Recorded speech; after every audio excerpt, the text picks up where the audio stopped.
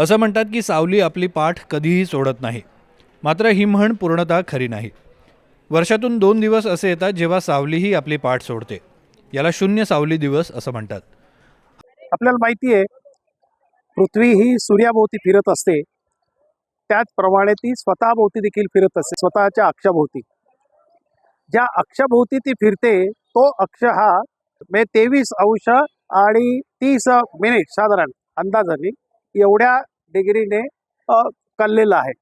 23 degree आणि 26 minute एवढ्या अंशाने ज्यावेळी ती कलते आणि सूर्याभोवती फिरते, त्यावेळेला आपल्याला सूर्य हा उत्तर ध्रुवाकडे सरकताना दिसतो. कुठेतरी थांबल्यासारखं वाटतं आणि तिथून परत फिरल्यासारखं जाणवतं. खाली दक्षिण ध्रुवाकडे जातो, तिथे कुठेतरी थांबतो आणि परत फिरल्यासारखं जाणवतं. हा दिवस प्रभावीपणे कळावा यासाठी ठाण्यामध्ये प्रात्यक्षिक आयोजित करण्यात आले होते. यात शाळकरी मुलांनीही भाग घेतला होता. हे कर्कवृत्त आणि मकर वृत्त जे आहेत ते साधारण 23 अंश आणि 26 मिनिट्स आणि काही आर्क सेकंड एवढ्या अक्षांशावर आहेत, दोन्हीकडे खाली पण आणि वर पण.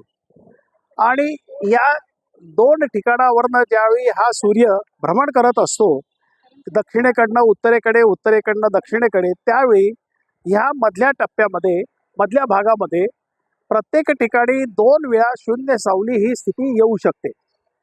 आपल्याकडे ठाण्याला आज ही शून्य सावली स्थिती आहे आणि ही पुन्हा येऊ शकते.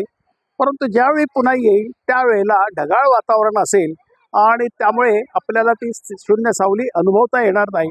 आता स्वच्छ सूर्यप्रकाश असतो आणि सूर्य आपल्याला व्यवस्थित शून्य सावलीचा अनुभव हा देऊ शकतो.